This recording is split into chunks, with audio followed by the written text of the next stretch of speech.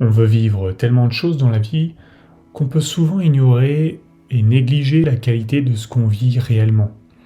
On est souvent attiré par des styles de vie remplis d'emplois du temps chargés, de vie sociale active, de voyages fréquents, d'objectifs et de réalisations élaborées, qu'on finit par mener des vies centrées sur toutes ces choses, mais très peu sur nous-mêmes.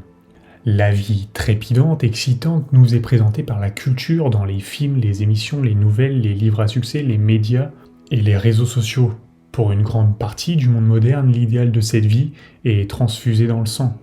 Mais ce mode de vie est-il vraiment bon pour nous? Étant donné que les personnes qui mènent une vie très simple, modeste et tranquille sont souvent considérées comme non exceptionnelles, sans succès, voire des losers totales. Alors ça peut être difficile de considérer une vie simple et tranquille dans l'ombre comme quelque chose de stylé, de remarquable, voire d'intentionnel.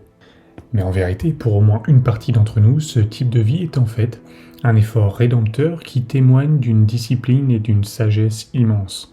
Si un homme ne suit pas le rythme de ses compagnons, c'est peut-être parce qu'il entend un autre tambour, qu'il se met au diapason de la musique qu'il entend, même si elle est mesurée ou lointaine. C'est une phrase d'Henry David Thoreau, écrivain et philosophe transcendentaliste américain du XIXe siècle. Thoreau a consacré une grande partie de sa vie et de sa philosophie à la valeur de la simplicité, de l'autonomie, de l'authenticité, de la séparation des influences et des conventions de la vie sociale moderne. Il ne s'est pas contenté d'écrire sur ces concepts, il les a vécus.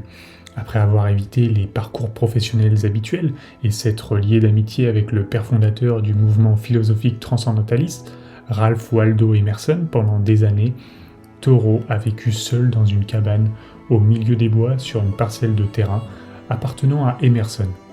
Il y menait une vie simple, tranquille et isolée, se concentrant uniquement sur ce qu'il pensait être vraiment nécessaire et précieux. Il ne travaillait qu'un jour par semaine, réduisait ses possessions matérielles au minimum, se séparait du monde social et culturel, s'immergeait dans la nature et se concentrait sur sa passion, l'écriture. C'est à cette époque qu'il a écrit son œuvre maîtresse, Walden ou la vie dans les bois. Dans un passage de ce livre, il réfléchit à son époque et aux raisons qui l'ont poussé à vivre seul dans les bois. Je suis allé dans les bois parce que je souhaitais vivre délibérément, ne faire face qu'aux faits essentiels de la vie et voir si je ne pouvais pas apprendre ce qu'elle avait à m'enseigner et ne pas découvrir au moment de mourir que je n'avais pas vécu. Je voulais vivre profondément et aspirer toute la moelle de la vie. Nous voulons tous vivre une bonne vie et réussir, mais combien de fois nous arrêtons-nous pour évaluer ce que pourrait être pour nous une bonne vie, une vie réussie? Combien de fois on considère non pas l'aspect extérieur de la vie, mais ce que nous ressentons de l'intérieur comme le seul endroit où on peut réellement faire l'expérience de la vie. À l'évidence, réussir signifie simplement avoir accompli de manière adéquate un objectif ou une tâche prédéterminée. On peut donc dire que réussir sa vie dépend uniquement du fait d'avoir déterminé en toute connaissance de cause un objectif global pour la manière dont on veut vivre et de vivre ensuite de manière adéquate. Ainsi, ceux qui mènent une vie tranquille, modeste et simple réussissent tout aussi bien que ceux qui mènent une vie trépidante et culturellement importante. Tant que dans les deux cas, les deux modes de vie sont recherchés intentionnellement, les deux réussissent aussi bien l'un que l'autre. Ce n'est que dans le cas d'une vie non intentionnelle et non réfléchie que l'on échoue. Ainsi, même sur le plus haut des trônes, dans la plus lointaine des destinations et dans la plus privée des pièces, nous pourrions tout aussi bien trouver des exemples d'échecs que dans une petite cabane dans les bois. Bien sûr, certains d'entre nous peuvent se trouver dans des conditions et des circonstances qu'ils n'ont pas choisies et dont c'est pas facile de se libérer.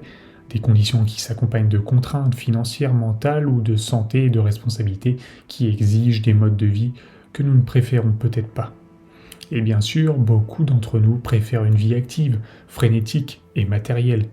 Mais pour ceux d'entre nous pour qui c'est pas le cas, si on choisit de consacrer notre temps à des personnes et à des choses qu'on n'apprécie pas et qui nous éloignent des personnes et des choses qu'on apprécie, alors qu'une orientation différente et accessible de notre vie ne l'exigerait pas, alors peut-être nous sommes-nous aventurés dans la mauvaise direction et qu'on aurait intérêt à simplifier quelque peu notre vie ou tout du moins à la changer.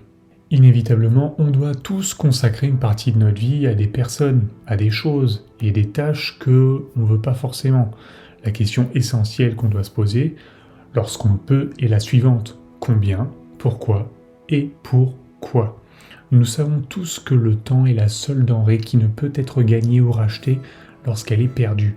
Et dans un sens fondamental, c'est la seule chose que nous possédons vraiment.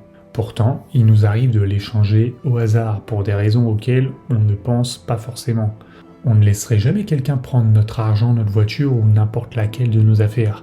Pourtant, on laisse souvent des personnes, des choses et des expériences prendre notre temps chaque jour, chaque mois, chaque année, voire chaque décennie. C'est ici que nous pourrions faire appel à Henri David Thoreau, Emerson et d'autres grands penseurs pour réaliser la valeur de notre délibération et nous concentrer sur notre temps, notre perception et l'expérience interne de notre vie et non sur les choses, les opinions d'autrui et ce que nous ne pouvons pas contrôler en dehors de nous-mêmes. En résumé, Thoreau a écrit « Je suis convaincu, à la fois par la foi et par l'expérience, que se maintenir sur cette terre n'est pas une épreuve, mais un passe-temps, si l'on veut vivre simplement et sagement. » Peut-être on n'a pas toujours besoin d'accepter ce nouvel emploi aux responsabilités plus importantes, d'accepter cette invitation à ce concert ou à cette fête, d'aller à cet endroit où tout le monde a l'habitude d'aller, d'entretenir autant de relations que possible avec autant de personnes que possible, d'essayer de suivre sur les réseaux toutes les personnes qu'on connaît ou qu'on voit, ou même d'acheter cette nouvelle version de cette énième chose. Peut-être que, pour certains d'entre nous, il vaudrait mieux se concentrer sur la manière de réduire les éléments de cette liste de choses à faire, les événements du calendrier, les personnes avec lesquelles on s'engage et au lieu de ça, conserver un emploi du temps relativement concis avec seulement les choses importantes et les quelques personnes importantes. En vérité, une vie passionnante est une vie dans laquelle on est heureux d'être en vie et pas nécessairement une vie dans laquelle on est toujours en train de courir à gauche à droite. Il n'y a rien d'impressionnant à vivre une vie qu'on n'aime pas si l'on n'y est pas obligé. Et il y a beaucoup plus de vertu et de courage à simplement rester sain d'esprit, gentil, à passer du temps utile avec quelques proches et à maintenir l'authenticité dans son travail et dans sa vie. Bien entendu, il ne s'agit pas de minimiser la difficulté de faire une telle chose et de vivre de cette manière.